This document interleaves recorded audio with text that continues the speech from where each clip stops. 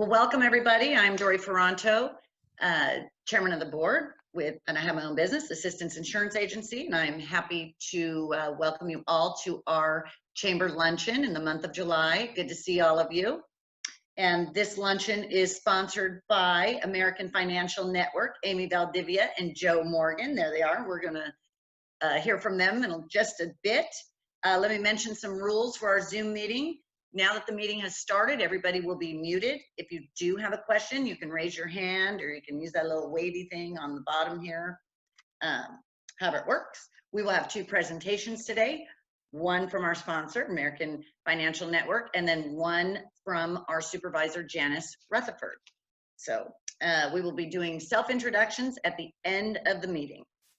So I would like now to introduce our board members and ambassador team. If you all could raise your hands, because I have two screens and I don't want to miss anybody, but board and ambassadors. There's Amy, you're a board member. There we go. Yes, there's Brittany, I see you. All right, well, thank you so much. I'd also like to introduce our dignitaries that are here today. Welcome, Mayor Debbie Stone. So happy to see you. And we have, I think Stephanie Rose is on now, or she will be shortly. She's the representative of San Bernardino County Supervisor, 2nd District for Janice Rutherford. And actually, we all know Janice Rutherford will be joining us as well if she's not already on. And I'm sorry, Janice, because I can't see everybody at once. So we have a chairman's circle, and you know, it's really great. Chairman's circle, and I know that I say this at every meeting, it's an investment into your business, but during this whole COVID time, what's been great is that we've been able to retain our chairman's circle members. So that's used for sponsorships, for our events, and it's really, like I said, an investment into your business. So I'm gonna go ahead and introduce those chairman's circle members right now, and here we go. We got Casa Colina Hospital and Centers for Healthcare. We got Holiday Rock, I know they're on, I saw them. Burtech Waste Industries, Doubletree by Hilton Claremont, Assistance Insurance Agency, Inland Productivity Solutions, LKQ Automotive, Moga Law Firm, Ontario International Airport, Care for Women's Medical Group, La Via Bella at San Antonio, Wright Family Trust, Chino Commercial Bank, I know Melba's on, Cornerstone Commercial and Personal Insurance Services, Langwasser and Company, Inc., CPAs, Cutting Edge Builders, Family Foot Center Podiatry Center, Uptown Autocraft, Bridge Development Partners, Cardin Arborview School, Upland Collision Craft, Sinorama Ontario, which I do see David right there, and Right at Home In-Home Care, hi Dan. We got Homebridge Financial Services, Dave Powers, Banner Bank, I'm not sure if Cheryl's on. We got Kessler Allaire Insurance, American Financial Network. I don't think I've ever said that name so many times in a row. Main Street Garage, The Image Emporium, David Garthwaite, Hopper's Office Furniture, Southern California Edison, Inland Valley Recovery Services, Verve Weight Loss and Laser Aesthetics, Red Hill Plaza, and the Fairplex. So thank you very much for your participation in Chairman's Circle. And if you'd like more information, contact Terry or any of the staff members at the chamber office. And now we're going to give this over to Peggy, our government relations coordinator. So Peggy, I did see you on here. Take it away. Okay, thanks, Dory. Hi, everybody. I'm Peggy Robertson. I sit on the board of directors, and I'm the vice chair for public affairs. Just an update on our advocacy. We did just vote on some bills. I believe I talked about them last month. So I'm just waiting for our new set of bills to come in, which I should have tomorrow. And we get those from Louise, who is from the Inland Empire Chamber Alliance, which is a large group of other chambers throughout the Inland Empire. And we get on Zoom every month and go through AB bills, SB bills, and propositions that are affecting the Inland Empire and all of our businesses. And something new that has come up is now on the Upland Chamber website. If you go to our website, down at the bottom, or I'm sorry, right at the top under advocacy, you can click on advocacy, and will show you, like right now we have the state of the city. If you keep scrolling, it talks a little bit our government relations meeting, and then there's a link for the Inland Empire Chamber Alliance, and you can click on that, and it will show everything on their website from their members, platform, delegation, positions, news, and events happening. So it's a good way to get involved and just to be informed about what's going on in the IE.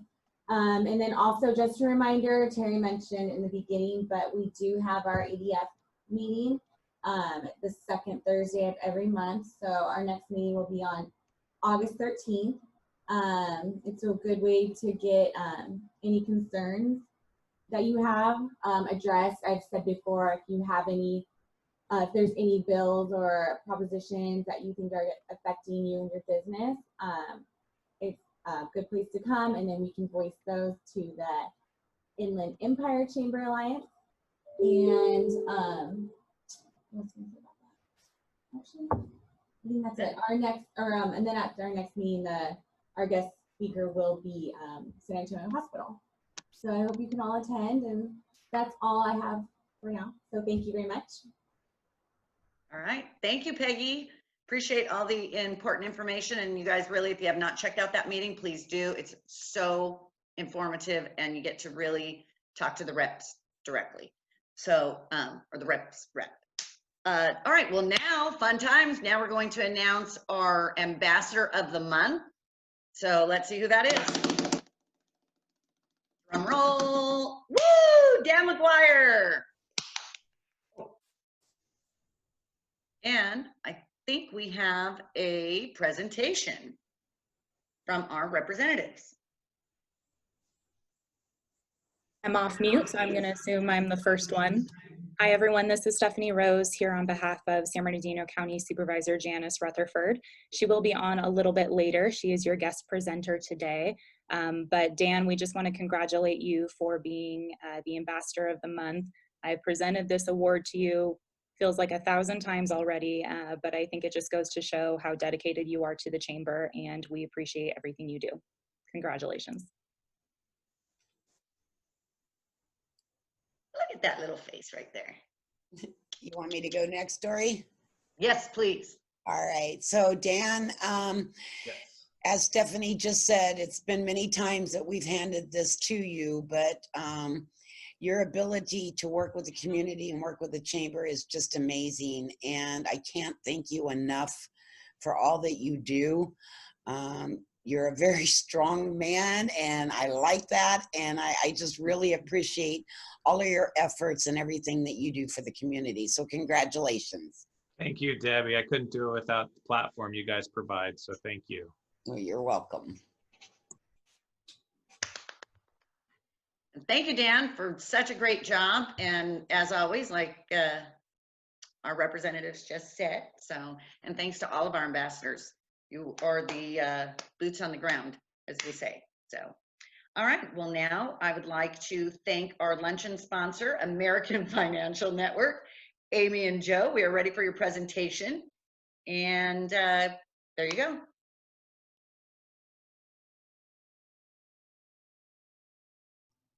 I am now unmuted. Thank you very much, Rebecca. I appreciate that. Good afternoon, everyone. I get to start off with a fun fact today. Do you know that over 80% of the world economy is in a recession? Boy, that's a way to start off a luncheon, right? However, what does that mean?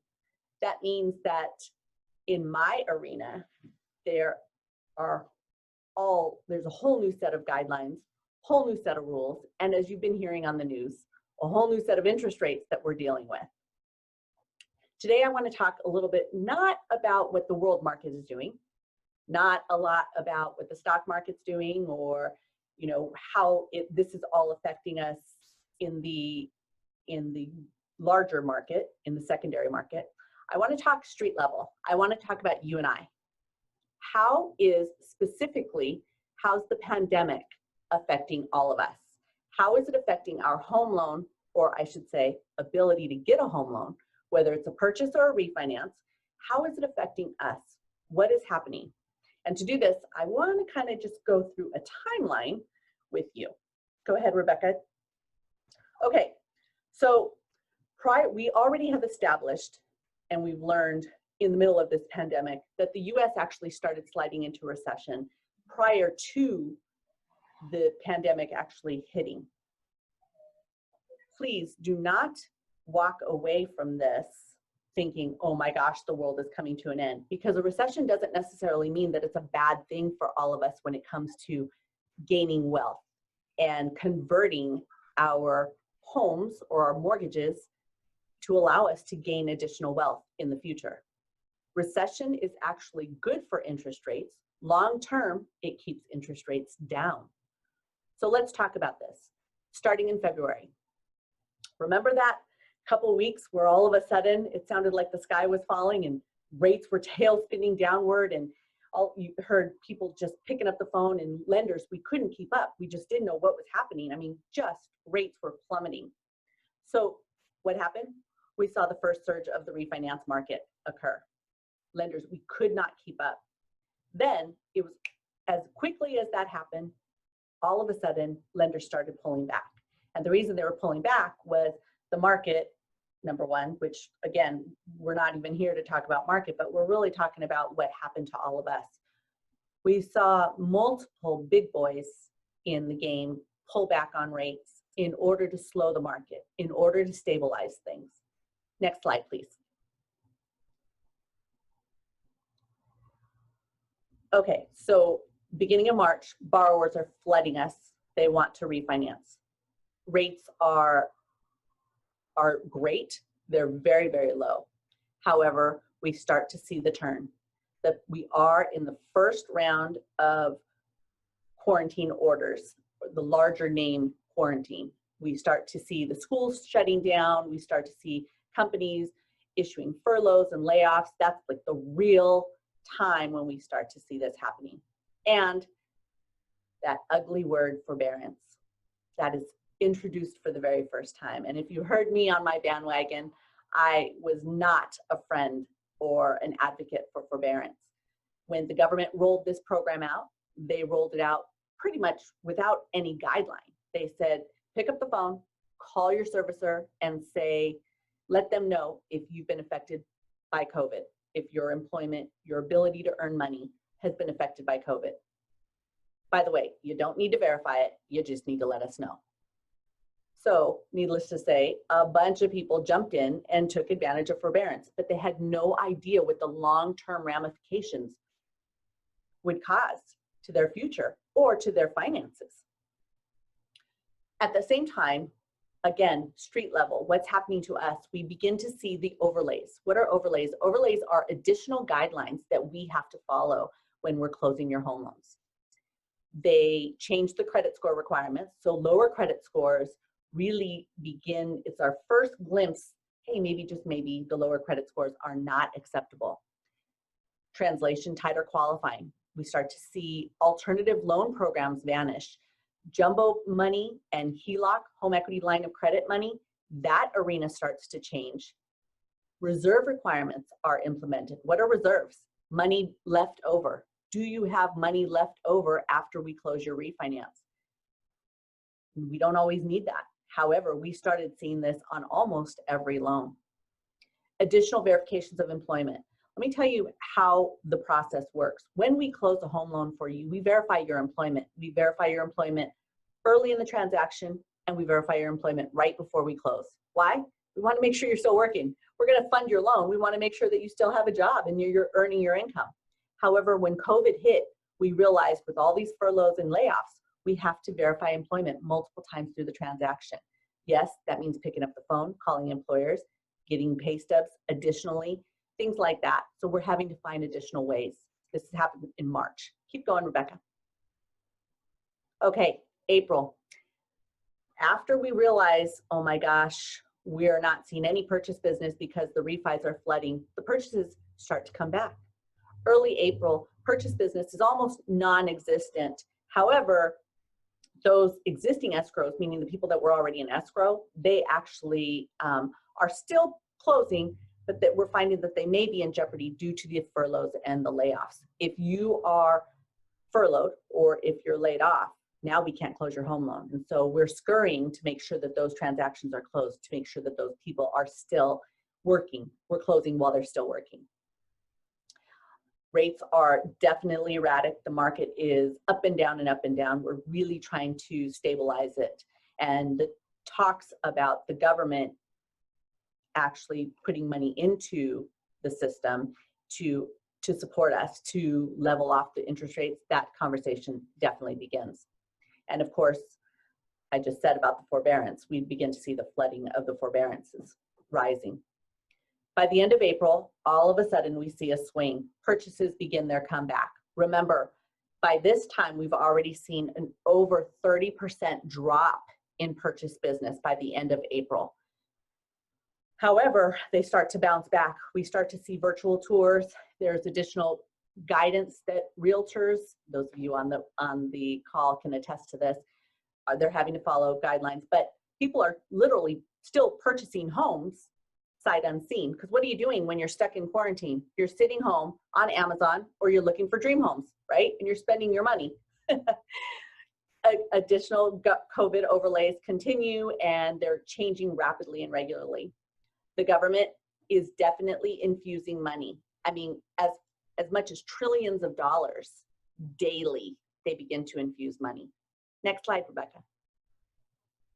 And now we're in May. Okay, everyone's back in the game. We got purchases happening, we've got refinances happening, and we are just literally trying to keep up and navigate the mortgage waters. People are hoping, okay, quarantine's gonna be over. They're really starting to see, hey, summer's coming. We're gonna be able to do this and we're not gonna have to worry about anything. Buyers are starting to respond. Within that short period of time, we actually see a rebound. Remember, they were over 30% drop in those purchases. We rebound and we gain 9%. Huge. Again, all lenders, and it doesn't matter who you are. My buddies in the industry that are on the call, we've all compared notes. It doesn't matter who you are. We're busy because of this. Basically, this is setting the table for the summer season that is customarily a very busy time. Next slide, please.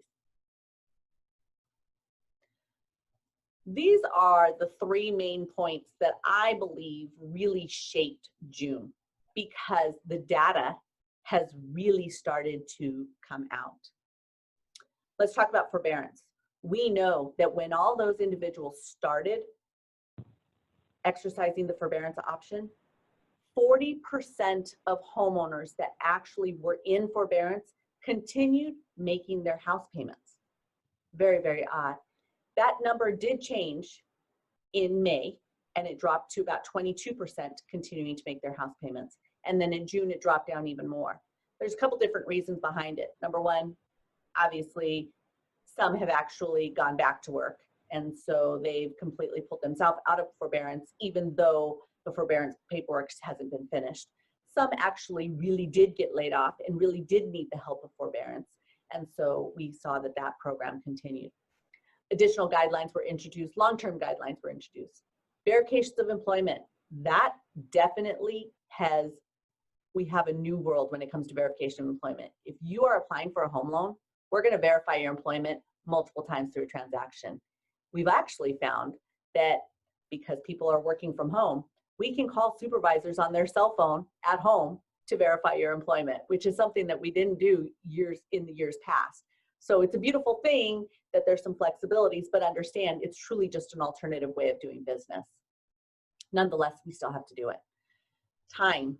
This is what my friends in the industry and I have talked about a lot lately. Because of the influx of business, all companies, we're busting at the seams. And it's a great thing to help those individuals that have the capability. We understand that there are many families suffering, and we absolutely do not want to turn away from them. However, those families that we can help, we're able to do so. That doesn't change the fact that because there are so many people in the system trying to get help with their mortgage and take advantage of the market, Needless to say, instead of a 24-hour turn time or even a 12-hour turn time or a 6-hour turn time that we're so accustomed to and moving loans quite quickly, it's taking much, much longer. And people really haven't adjusted to that. Many individuals, as a matter of fact, I'm in the middle of a purchase right now. I have a seller who literally picked up the phone and said, well, why can't you just draw the loan documents in a couple hours? I don't understand. And people just don't understand how the industry has changed over the last few months. So please understand that if you're in a transaction, it's going to take a little bit longer than what we have seen in the past. Go right ahead. Thank you. However, like I said, the brighter side, today, we're helping homeowners and we're helping home buyers. We're able to educate them. There are many first-time home buyers that, again, while they're sitting shopping on Amazon and looking for their dream home, they're realizing, hey, when I get back to work, or maybe I am working, but I'm working from home, I may just be able to own a home one day. What do I need to do? So they're coming to us and we're able to coach them and get them on a program. We're reviewing their documentation and we're getting them started now. They may not be ready today. They may be ready in the future, maybe a year from now. It doesn't matter. We know that although we're in a recession, historically during a recession, rates stay low. That gives them time to build, to prepare for purchasing a home. There are still down payment assistance programs available for the chosen few that qualify. Not everybody qualifies for them, and it's not necessarily the right program for everyone. With that said, we're able to actually look at their whole picture and put them on the right path. We coach them through. Keep going, please.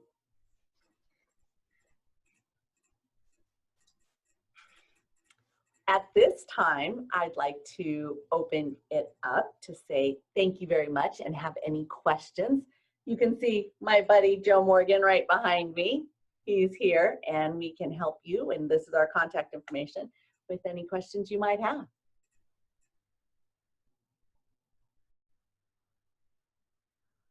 Are we good? Miss Galdo, I know it's only, what, 11:38?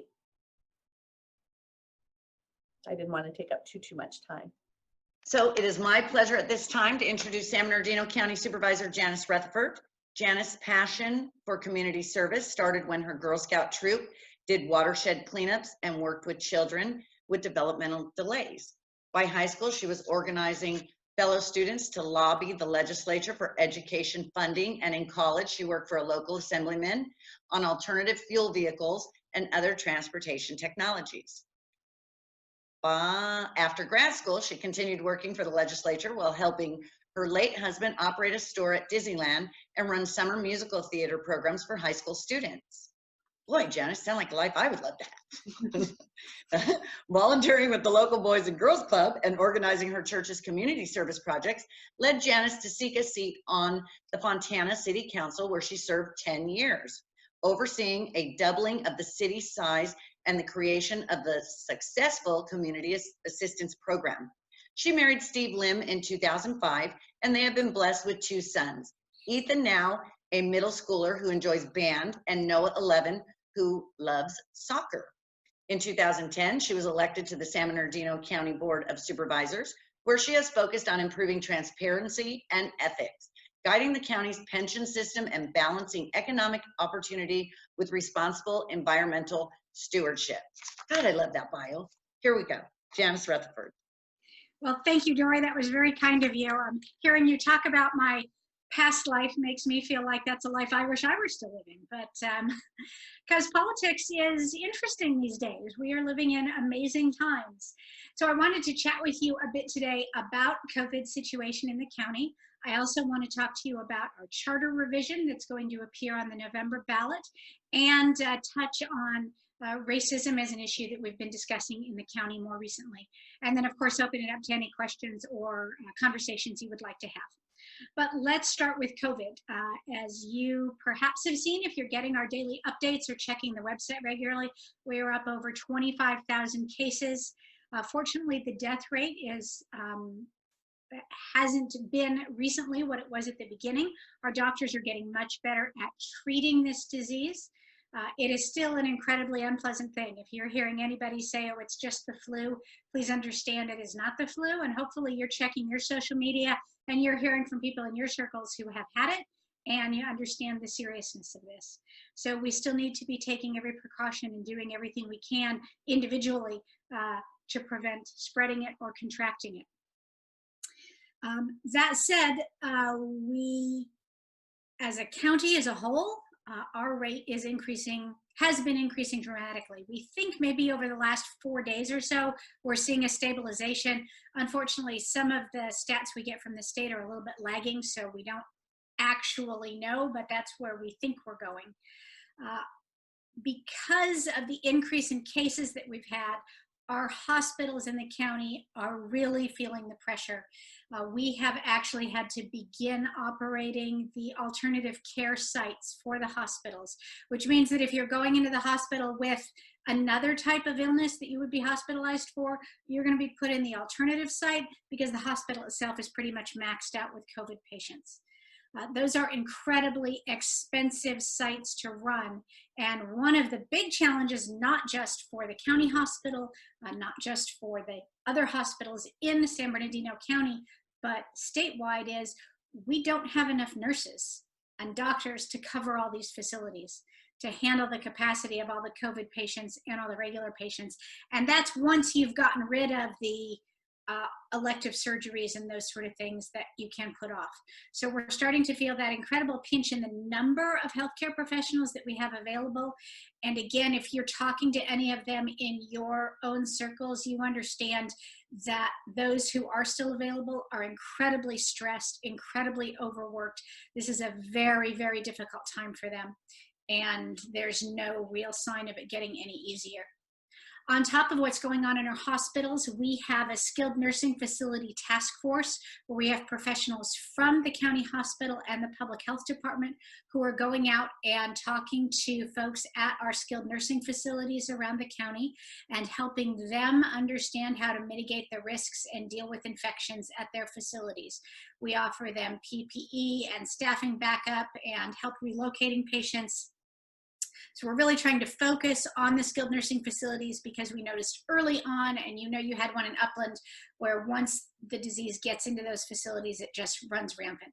So we are trying to be very proactive at that. We've got about 7 facilities countywide that we're really working on right now. And then of course in the prisons, more in the state prisons than the county jails, but definitely in any of those congregate settings, it is a problem for us.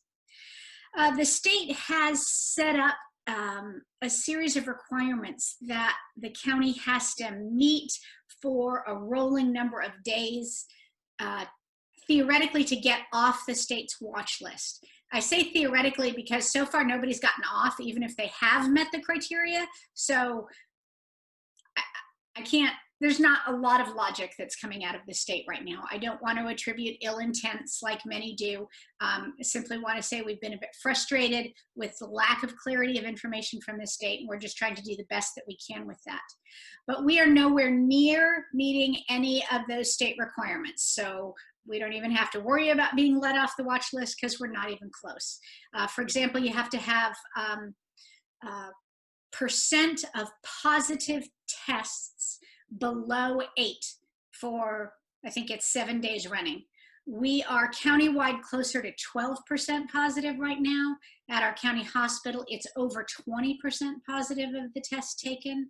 So our numbers aren't approaching the good neighborhood there yet. Now, once we get testing back to full speed, you know, we've had a bit of a glitch the past couple weeks because there haven't been enough testing supplies. So the labs that we've been working with haven't had enough equipment to process the test quickly. So we have switched directions. We're bringing on 2 new vendors to do that testing. We should have one starting next week, another hopefully shortly after that. And we think we're going to be much more efficient at the testing. And at that point, then we're going to start again with a public relations push, asking everyone to be tested. The more people get tested, then we will have a better picture of what's going on with the disease in the county, and we think our numbers will improve. We're just not able to get there with the testing yet. We are also undertaking a program in partnership with our cities to do some education before enforcement on businesses that are not complying with the rules that the state has established for reopenings. Look, we don't want to go out and give tickets. We don't want to penalize any businesses or individuals. We really recognize that right now everybody is just trying to do the best they can. And we want businesses reopen and operating as well. But seeing how the disease is transmitted, we know that there are safety precautions that have to be taken. None of us like wearing masks. They're awful. We all need to be wearing masks all the time, and all businesses need to be requiring masks of their customers and their employees. We need to have incredibly diligent social distancing and hand washing, and many businesses need to have personal protective equipment. So we started a Joint Information Center, the JIC, because government loves to make up acronyms, when COVID began. And it's where people from the public can call in and ask questions, get information, or report businesses that they think are not being safe right now. The calls to that line have gone up more than double in recent weeks as more and more folks are reporting locations that are not, that they believe are not safe. And what we're going to do with that information is have either county staff or city staff, for the cities that we're partnering with, go out and meet with those businesses and just talk with them about what the challenges are, what they could do to be safer, share with them the guidelines that the state has put together for their particular industries, offer if they need to buy any personal protective equipment, because the county is reselling that at our cost, and really try to educate and get folks to comply voluntarily. For those that do not wish to comply voluntarily, the state has enforcement teams out, and the state will be then coming by and doing that enforcement. We will also be putting together a county code, and possibly cities will have to do, where we could issue administrative citations for violations of those state health orders. So that's all coming, but the goal is to simply get voluntary compliance, because it's going to be each of us doing our own little part that's going to help stop this disease. Now, the county is also offering incentives to businesses to help fill the gap for what you've lost while lockdown has happened, or to help you purchase supplies, make changes that would help you to be COVID compliant. I would hope that everybody on this call has heard about the COVID compliant program and has already applied. But if you haven't, please know that it's available. You self-certify that you're doing all of those things that we've talked about and the specific requirements for your industry. The county will send you signage that you can then put up to show to all of your customers that you're COVID compliant. And then you are eligible to apply for $2,500 from the county that we will send to you. You do not have to use that for PPE. You can use it for any of your expenses or lost revenue. And there is still plenty of money available in that program. So if your business hasn't applied yet, please take advantage of that and please spread the word. That is all I have on COVID. I'll stop here and see if anyone has questions on COVID specifically before I change subjects. Dory. Okay, so I have, I think it's confusing when we hear that at least for myself, when we hear that our hospitals are at capacity or busting at the seams, and when I get the report that in California, out of 40 million people, about 7,100 people are in the hospital. So does that mean that our hospitals here locally are not large enough to handle our population? And so if, say, we had an earthquake and we had a lot of injuries, would they not be able to do that?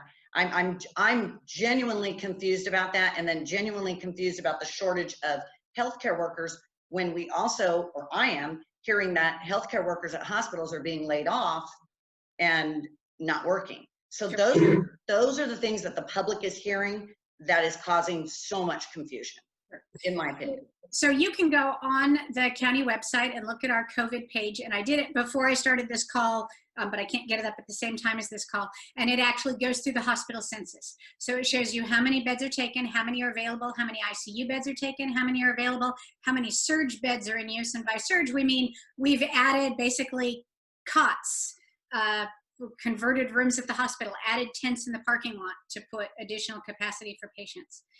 So you can see those actual numbers. My brain doesn't remember numbers well, but when I checked it before this, it was either 700 or 900 some people hospitalized right now for COVID in the county.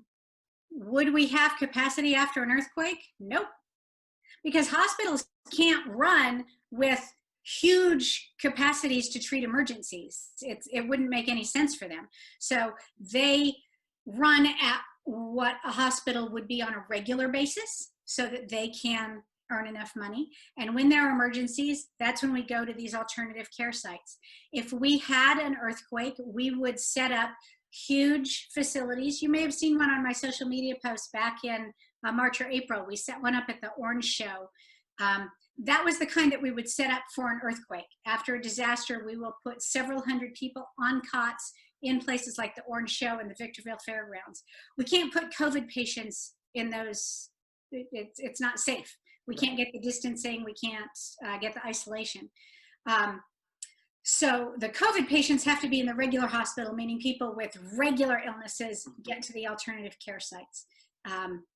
But we're just beginning to, and the reason we've taken the one down at the Orange Show and are now doing different kinds is because we've learned as COVID has progressed what alternative care sites that could treat COVID patients look like. Oh.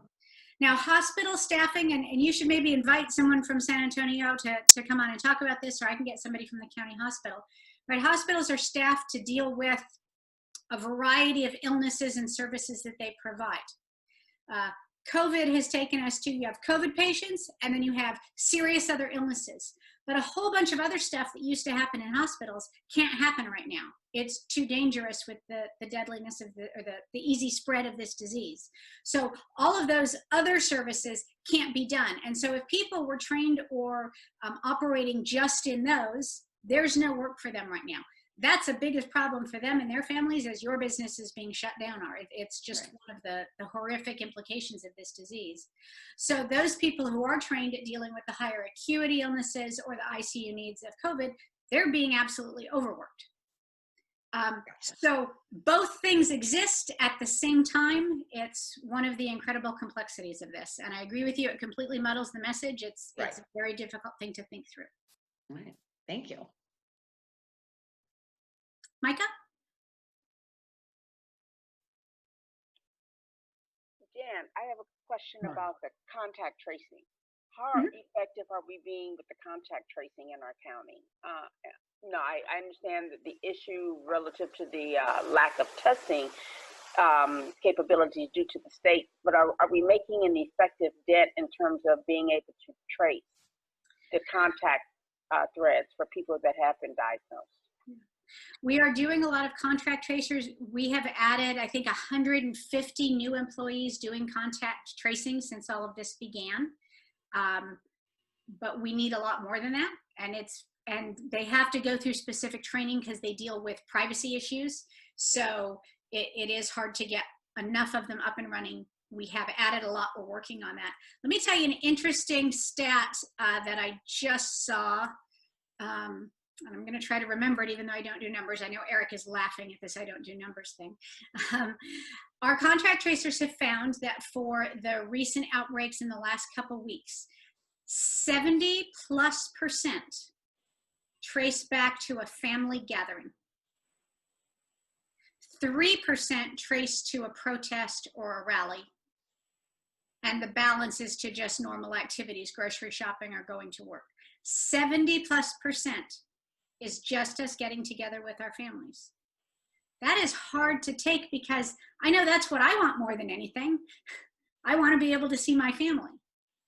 But because we're comfortable with our family, when we do get together, we let our guard down. We don't keep 6 feet distance. We think we don't have to wear the mask. We tend to gather inside with them, and we know that this disease transmits inside. So it is a very difficult message to get out to people. But that is, and I know it's not what you're seeing on social media, everybody wants to point to protests. In our county, 70+% family gatherings. Ms. Rutherford, this is RF Taj. Yes. I have a small business and I own Sport Plus franchise in 2 different counties. I have LA County, I have 2 stores, and then in San Bernardino County, I have 3 stores. And obviously, Sport Plus franchise is almost 1,800 plus stores nationwide. And every other store has been open since, a lot of the stores have been open since probably late April, early May. And we've taken a lot of precautions. We were one of the first people to put out the CMS documents and things of that nature. And even before CDC came out with it, we were doing it before we shut down. So, and we service hundreds of thousands of people every day in those stores. So we have had very little transmission between our team members and our guests, or between our team members and team members, or guests and guests, because there's been very few instances of that. Yeah. So percentage-wise, it's very, very low. So we've been shut down now the 2nd time, and even though you know, we don't even know now when it's going to open. So my question to you is, why isn't that being looked at? Because our guests wear masks, we wear masks, we have all the protocols in place. We don't let anybody in the system until they have checked in online. We space them out, they stay outside. So why is that not being looked at differently? Because as you mentioned right now, most of the transmission is from gatherings and not for businesses. So it's hurting us to the point where we may go out of business if it stays anything more than a month. I understand, and I wish I had a better answer for you, but the answer is you've got to talk to the governor. He's the one making these rules and conditions, not the county.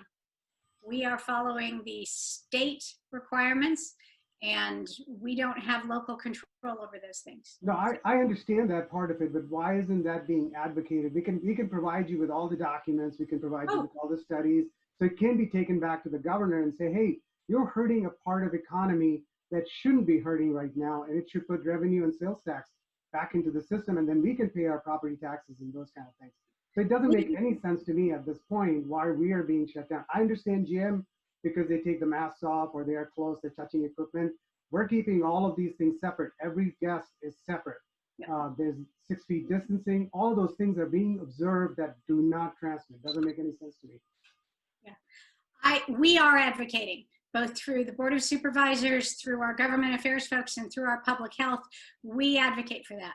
I cannot speak for why the governor is making the decisions that he's making, and it is as frustrating to me as it is to you, because I hear this from you and other businesses all around our huge county. It is an incredible frustration, and the governor does not back up the decisions that he's making as well as I believe that he should. So I hear your frustration. I hope you're able to weather the storm. Okay, so just one last thing I want to leave you with, so that if you need any resources, I'm part of TLAC also for Sport Plus, which is the Team Leader Advisory Council. And I represent the whole Western region, which is Washington, Oregon, Utah, California, all of those states, Arizona. So I can give you and provide you with any information or studies that you need that we have data on and all of our procedures and stuff. So if you need some resources, I can get you that. I can also get you with the corporate people that are managing all of this across all other states. And they are willing to come on and talk to anybody that wants to listen. That's great. I appreciate having that resource. And I'm sure that an organization like that, you're doing some advocacy at the state level yourself, talking to your state legislators and communicating that to the governor. But this is his show.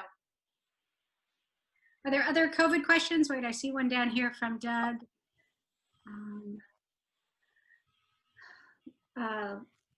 I don't know of legal resources to help that sort of thing. This is about, I don't know. I don't have any of those. And about recovery rates, also that's on our, if you look at the county website, we've got a special COVID website. It's updated daily, and it has the presumed recovery rates. I will say one of the things about the recovery rates that are posted both on ours and other websites are a little difficult because recovery looks very different. There are some people who have very mild cases and they're over it quickly. They can check the recovery box. But there are people who would then, technically they've been through the 2-week course of the illness and they're feeling a little better, but they're having post-viral syndrome. And it's happening a lot with COVID and we don't understand it yet. We don't understand what that post-viral situation looks like for young people who get it in particular. We say they have very mild or even non-symptomatic course of the disease, but it is possible that their blood and liver and kidneys and other organs are affected by it and it won't show up for them till later in life. We just don't know enough about the disease yet, learning more every day. So there are recovery rates posted, but even people who might appear there as recovered are still experiencing some real negative effects of this. Jan, I have a quick question. And as a business organization like the Upland Chamber, as we have so many businesses reaching out to us when we hear stories like RF and other business owners, and I hear you saying, reach out to our state legislative. So we're reaching out to our senator's office, we're reaching out. I mean, I've even personally called and emailed our governor's office, but I almost feel like our voices aren't being heard. Is there any suggestion that you think that like a chamber, or because we belong to a greater organization than like the Inland Empire Chamber Alliance, that we should be doing to have our business voice heard? That I feel, I mean, I know that I can reach out to Stephanie or I can reach out to Michael Miller, and I know our voices are being heard at the local level. But how do we actually get them heard at the government level? I completely feel for you, and I feel the same thing as a county supervisor. We have voices through state associations, through our personal relationships. Our chair texts the governor all the time.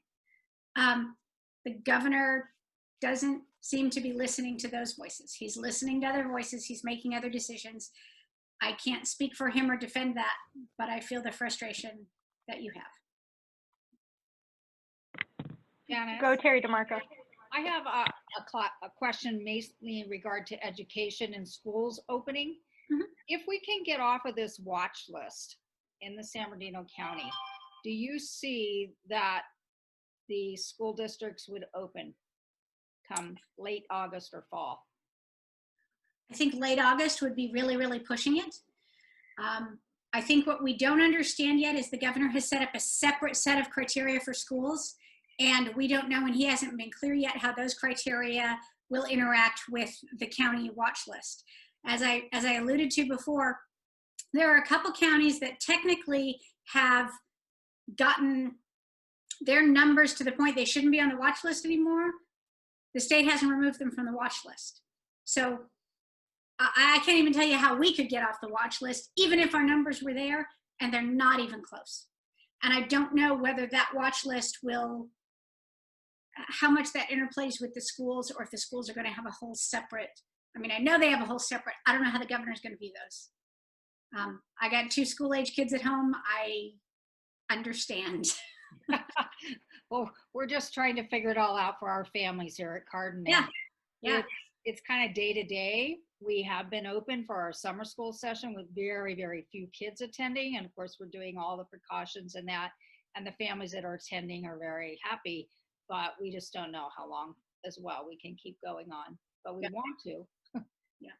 Terry, I noticed that Linda Miranda is here today from SB County Schools, so she might be able to answer that question better. Linda, did you have something that you could share real quick?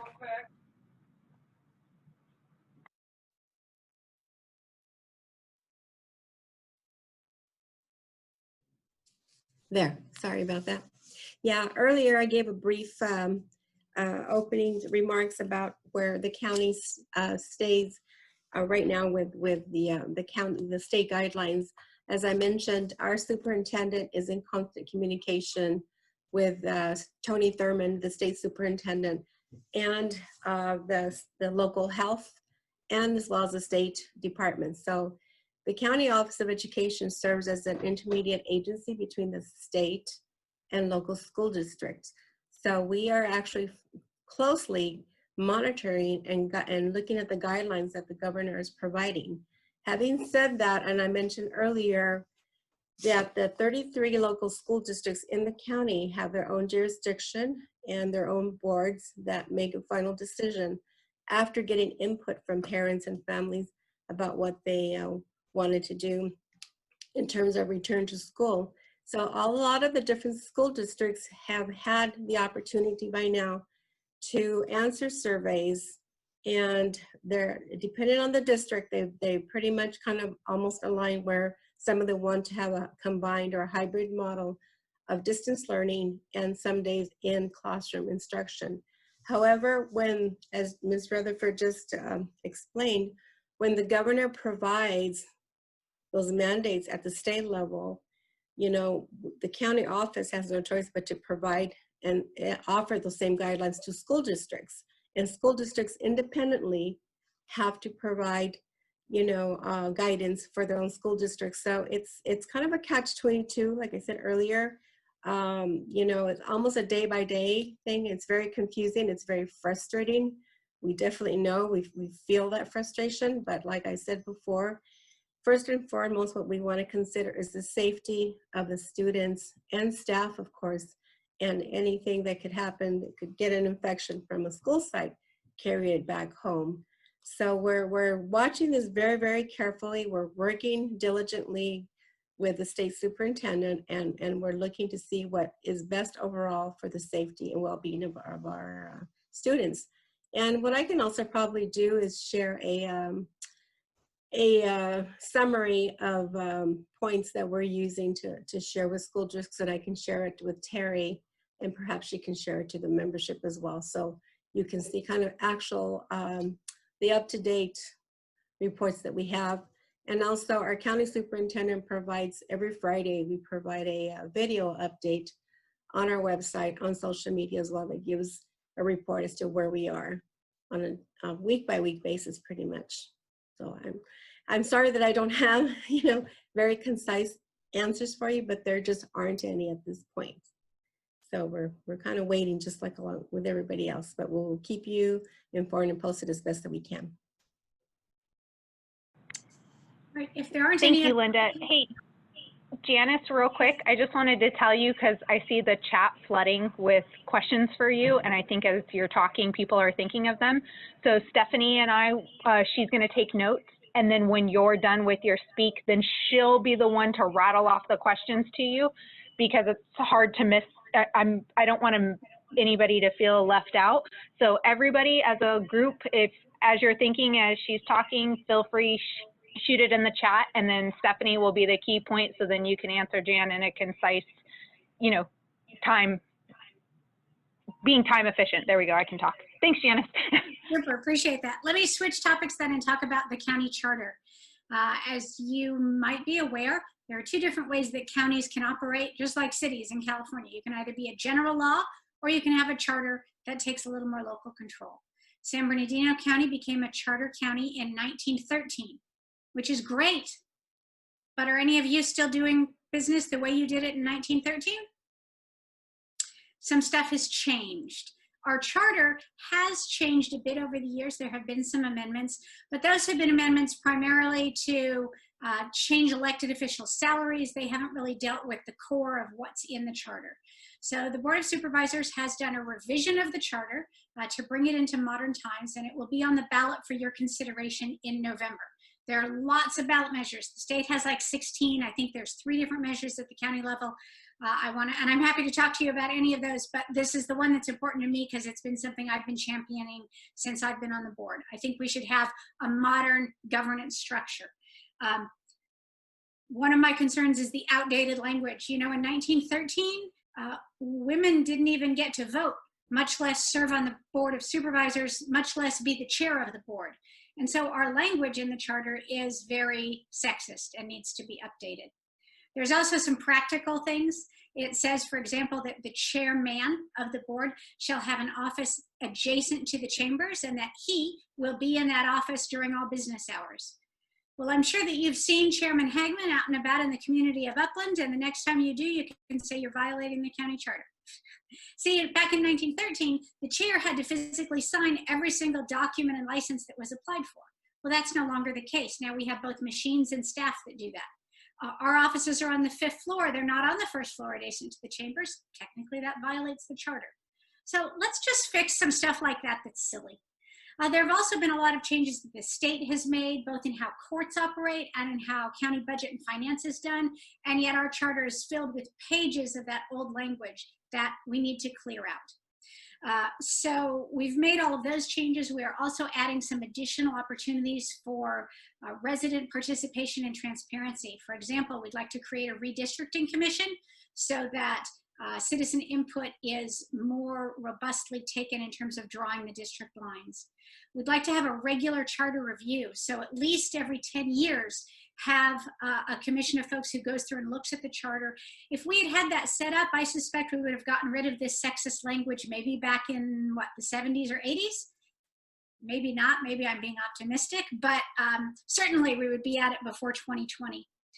We also believe that there should be a requirement that the public health officer appear at a public meeting within 30 days of issuing significant widespread public health orders and explain those orders and give the opportunity for the public to speak and ask questions, and for the board to speak and ask questions. So that this charter revision would require public health orders that are widespread to have a public hearing within 30 days. It also requires future boards to make sure that there is a stockpile of emergency supplies. We don't spell out what those are because we recognize that as times will change, emergencies will change, but the people of the county should require their board to be as prepared as possible for those emergencies, and this would do that. This also closes the term limit loophole. Back in 2006, the previous Board of Supervisors brought you a measure that increased board salaries in exchange for what looked like a 3-term term limit.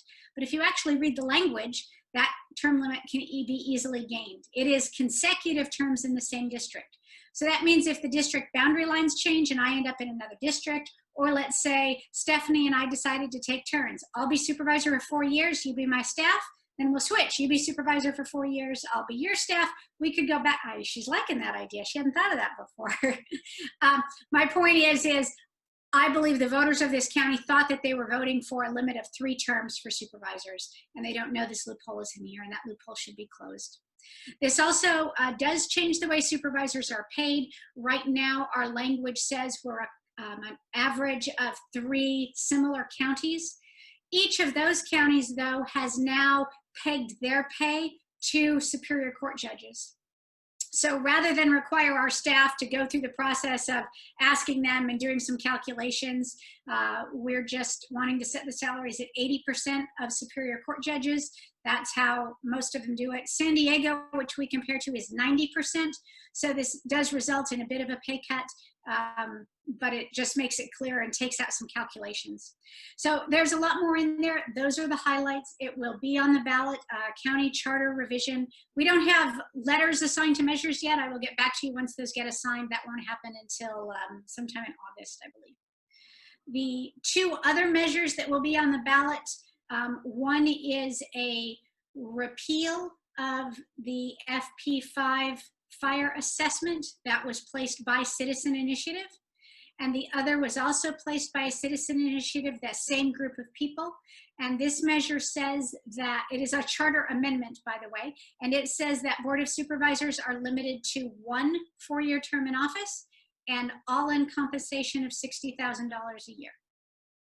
So those are the 3 county measures that you'll be looking at on the fall ballot.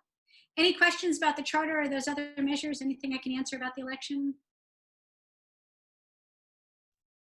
Will the full charter be available to be read off the website?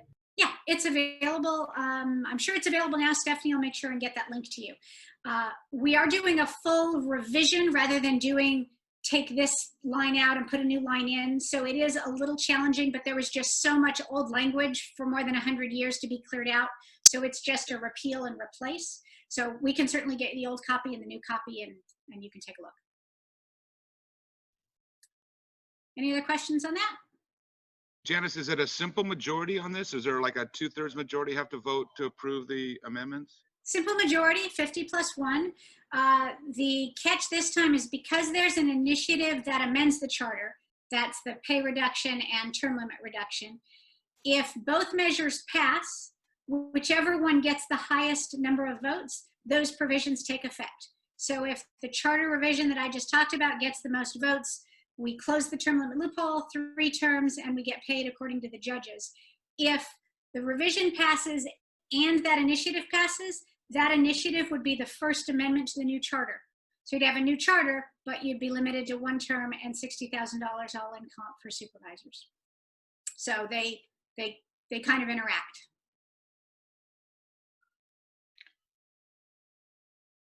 Any other questions on that? No question, just a comment, Supervisor Luis Satina, Cucamonga Valley Water District. There is no doubt that we live in one of the fastest growing counties in the state and in the country. And with all logistics associated with it and all we have to deal with, I just find it amazing to think that we would get quality leadership if we restrict anybody who would be willing to take the job for $60,000. That is just an interesting thought in itself, and what we would be without the leadership that we have today throughout all our counties. It's just hard to believe that would be something. And just one term, how would you build relationships? How could you create opportunities? Who would be interested in investing in a county, knowing that every 4 years the philosophy could change? So that's really concerning on my part. And let me say, you know, I'm termed out now. With all of this going on, I could game it, but I'm here to tell you I'm termed out. I'm done. I'm serving my 3rd term. I won't be running again. So none of this will affect me. It won't affect my pay. It won't affect my terms. But that $60,000 all in, California law says that supervisors have to be in the retirement system. That's non-negotiable. So once you pay into the supervisors for their retirement, then you take that remaining money and divide it even among a normal 40-hour work week, which this isn't, by the way, but if you did that, it's less than minimum wage. I would be concerned that we would have people seeking these offices who are also getting paid elsewhere, if you know what I mean, and that's not in the public's interest, I believe. Okay, the 3rd matter, real quick, because I know we're running short on time, is you probably read that the county board was one of the first in the country to pass a resolution declaring racism as a public health crisis. What we're going to do with this now is take our county-wide vision, which has existed for about 10 years now, maybe 9 years. And I think you have all read that. We've talked about it before. It takes the big issues that aren't about county government, but are about our community. It affects cities, schools, private institutions, nonprofits, communities of faith, and we have opportunities to get together and talk about those big issues. We've done that with education. We've done it with the economy. We've done it with environmental issues. Now we're going to do it with this equity issue. And that group is being put together as we speak, and we're going to be talking about some of the ways that racism manifests itself in San Bernardino County and what we, not we the government, but we the community, can do to prevent racism, to correct the effects of it, and to just shine a light on it so that we can all do and be a little better. I'll share with you just a couple of statistics that are concerning. Black babies in this county die in infancy at 2 to 3 times the rate of white babies. Low birth weight. Black babies almost double low birth rate than other races. 27.3% of Blacks live in poverty in this county. That is more than twice the percentage of whites. Latinos are also up there in the poverty at 23.1%. 3rd grade reading level. And we know 3rd grade reading level is so significant. If you don't have a kid fluent in reading by 3rd grade, they're going to have significant problems in education, career, and life. And right now, only 43.8% of our Black kids are reading fluently at the 3rd grade level. Now, I'll tell you, I'm not real happy about any of the other reading rates either. Latinos are 53.3% and whites are 68.9%. I think all kids ought to be reading, and those numbers ought to be up in the 80s and 90 percentages. And I know that none of my school folks disagree with that. But we have some work to do. We have some work to do. And we're hoping that this equity group will give some conversation and ideas to that to help us all figure out how we can do a little bit better as a community. So those are my prepared remarks today. Happy to touch on any other issues anyone has, or go to the questions that you all have posted, whichever you'd like to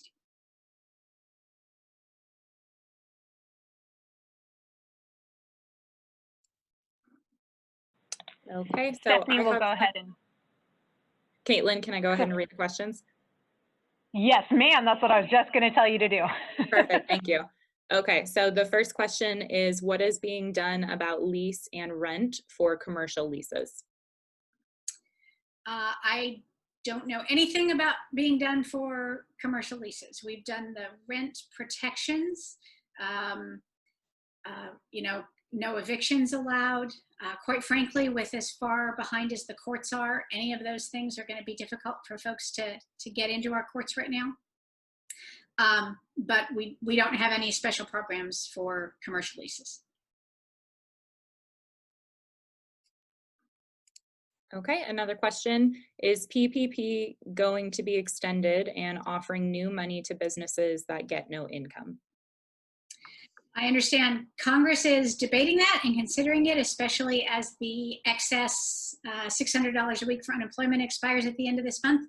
But I don't have any inside track on that. That's a congressional matter. All my commitment to you all is that just like we allotted a certain amount of our first batch of COVID money that came to the county, we're passing that on to the community through our COVID compliance program. I think that would be our intention for any future money that comes to local governments that way. Okay, what can the chamber and its members do to help you and the board reach the goal of getting off the monitoring list? For example, posting items on their individual websites or any other ideas you have. We really just need to combat the divisiveness that has arisen in the community about how we prevent the transmission of this disease. For some reason, the idea of distancing and masking and hand washing is now a matter of politics. So to the extent that you in your personal lives, in your business, on your social media can help combat that and show the latest studies, wearing masks keeps you safe and keeps the people you're with safe. And just get people to wear the masks.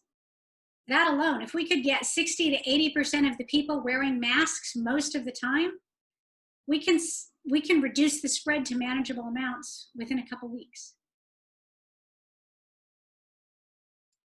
Okay, and this is the last written one I have. Unless anyone has any more questions, feel free to submit. Please explain the process on how people give the information for tracing and how accurate that actually is. If they're getting information voluntarily from people, it seems most people would readily say they were with family rather than saying they were around people who were protesting or involved in them. Okay, there it is. That's not what we're hearing from the contract tracers. The people who don't want to give information just hang up and don't give any information.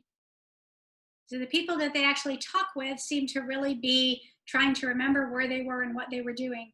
Let's also remember that for those protests, those happened predominantly at the end of May and into June.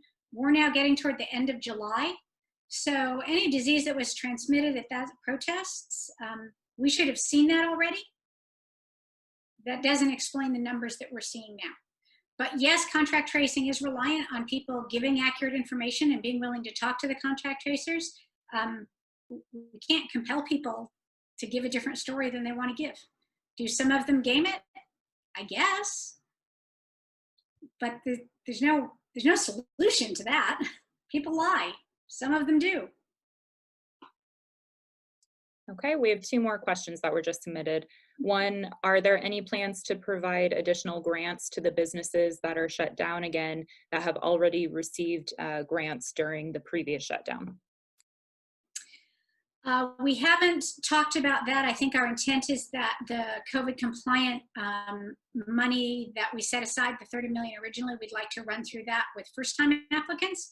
But certainly this board is open to, as I said, if there's a second round or if we really think we've maxed out on those, making additional money available. I know that my colleagues and I would be open to that. We just we're not at the point of discussing that yet. Okay. And this one says, can you please elaborate on what you mean when you stated the people potentially seeking the office for $60,000 are getting paid elsewhere? Oh, this is again my personal opinion.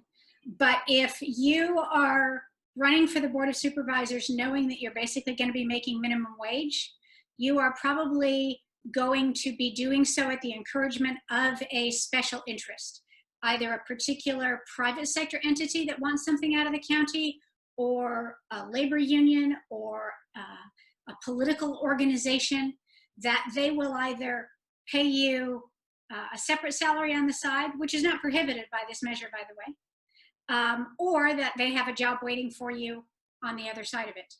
So again, that your intentions are not aligned with the public paying you, but there's also just the cold practicality, even if it doesn't have, even if someone doesn't have the intention of getting their motivation from somebody else's money, they would probably have to have another job to help pay the bills. And so that means their full attention is not going to be focused on the county and the public's needs. This isn't a question, it's just a follow-up to the question regarding grant assistance. It just says, can you please make it a priority so small businesses can survive regarding the additional grant assistance? Yeah. I'll chat with the chair about that and see if we can have that conversation.